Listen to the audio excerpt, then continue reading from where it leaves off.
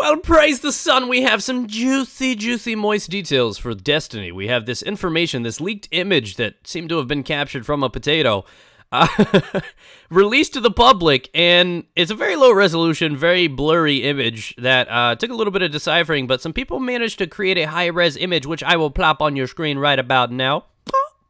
And you guys can take a gander at this, and this is extremely new for me. I generally have gameplay in the background, but I'm actually going to decipher an image, and this is kind of weird for me, so bear with me.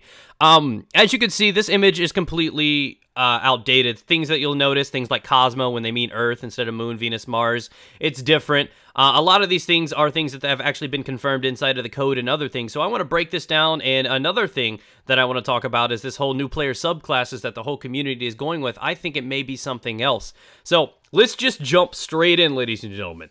As you can see, there are patterns all throughout this page. September 9th, Destiny. December 9th, Dark Below. March 10th, House of Wolves. September 2015, Comet. Odds are within, the first week of September, that'll drop. And as you can expect, early December, Vex Void will drop. Forge of Gods, early March. And then they have that 6-month window to create the next expansion. On top of that, Bungie has, in fact, released information saying they are already working on Destiny 2. Do I think Comet Plague of Darkness is Destiny 2? No, I do not. I just think it's a very large expansion, a way for them to get $60 of your money, getting that glimmer, and that's what I think it is. So do I think that Comet is Destiny 2? No, I disagree. Another thing is it may not actually be called Comet. This is probably an extremely outdated, this information is still subject to change, because this is probably months old. Comet could just be a code word for the project they're working on. It may have nothing to do with the actual title. That is probably not going to be what it's going to be called when it's actually released or announced.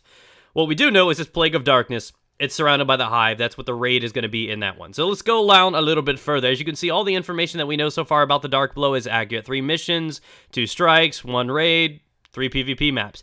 Go over to House of Wolves, and this is all information that we already know from code and other sources.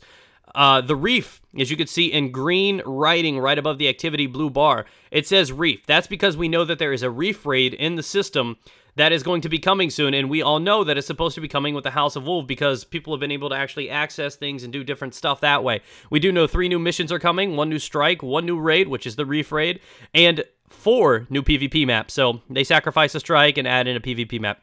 Fully okay with that. Now, hop over to the juicy stuff, Comet, the large one. Odds are I predict this thing's going to be worth $60. Seeing as how the other DLC are worth about $20 a piece, or if you combine them, you save $5. For the most part, this is a pattern. This is what they want to do. They want to get $100 of our money every year. They're going to do that by creating a large expansion that is damn near an entirely new, installment, and then a couple smaller expansions with new raids and everything like that, new weapons in the mix too. So, keep going on over. It's got 12 new missions. It's going to expand the story to a total 30 minutes. Whoop, whoop. Yeah, self-burn. And it hurts, right? I know. And then the new strikes. There's going to be 4 new strikes. The pub events and new patrols, 1 each. 1 new raid, which should be Hive as well, because as you can see in the green writing above that, Hive ship, which is also in the code because they found information regarding Hive majors and stuff like that. It'll be just like raid ship. I don't have the exact information or link, but trust me when I say those are out there. And 6 new PvP maps. So as you can see, it's much larger than the Dark Below and House of Wolves are. Actually, it's pretty much the combination of the two. So realistically, this thing would probably be worth about $40, but I have a feeling they're going to charge you $60 for it. So that's where I feel on that. Now we're going to scroll down a little bit. You can see new player guild. Now this thing is interesting. I have a feeling that means factions, so like a new dead orbit, so on and so forth. Now at the bottom, this right here in the high-res image, it says new player subclasses. It says 3. Now, what it said in the original image was new player weapon classes. A lot of people have just clung to the idea that means subclasses. I think it could be a couple other things, to be honest, and naturally that was my first response too. Because you look at the Hunter, it's got Gunslinger, it's got Arcblade, it's missing the Void. You look at the Titan, the same pattern continues. Each of them is lacking one of those elements, one of those burns, and we expect those to actually be released in the future. So it's natural for us to assume that weapon classes means that, but why won't they just call them subclasses? It's a word that they developed. Why throw the word weapon in? When I think about choosing my character, I don't think those are weapon classes. You know what I mean? Doesn't make sense to me. So I started clinging to the word weapon. What could that mean? It mentions there's 3 of them. 3 is the pattern with them. There's 3 races, 3 characters, 3 types of this, 3 different tiers of weapons, 3 sides of triangle, Illuminati. You know what I mean? 3 is something they attach to. So what it could mean is there could be 1 new primary type of weapon, like hand cannon, scout, a new special type like sniper, shotgun, and a new heavy just like the rockets and the LMGs. So it could mean that. More possible is, I think, because of the word weapon and classes, I have a feeling that that may actually mean, I guess, grade tiers. And what I mean by that is you have common, uncommon, rare, legendary, and exotic. And I further kind of maybe think this is possible because if you could see at the bottom, it says base level, level 30.